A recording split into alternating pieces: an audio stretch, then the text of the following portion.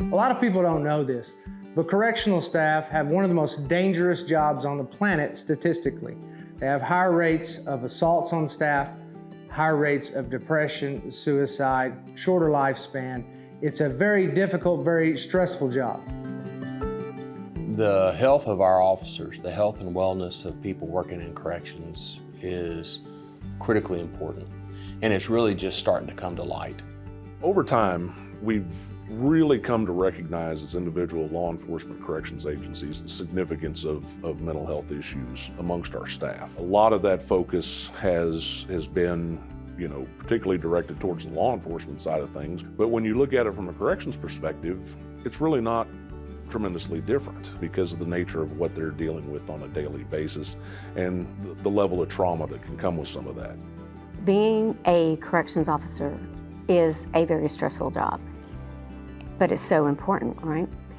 They're taking care of men and women who come in with all kinds of situations and issues themselves. Despite being the backbone of the criminal justice system, people really don't understand them. The work of a detention officer and the amount of stress that they're under, being one of the highest rates of PTSD of any profession, more than that of the military, and I was surprised to learn that, but it's true. Those officers are the ones that came in and intervened and stopped somebody. Either an individual tried to hang themselves or choke themselves out, or they find some object to cut themselves to try to bleed out. We've had individuals try to ram their head in a wall. There's not a human out there that doesn't affect. It's the mental well-being of my staff in the jails that keep me up at night. They go to war back behind those jail doors trying to make a difference. Many folks have had to intervene in a suicide attempt and save a life. There's the problem or issue of if there's any fighting or disturbance among the inmates, and this is constant for a 12-hour shift, day on, day out.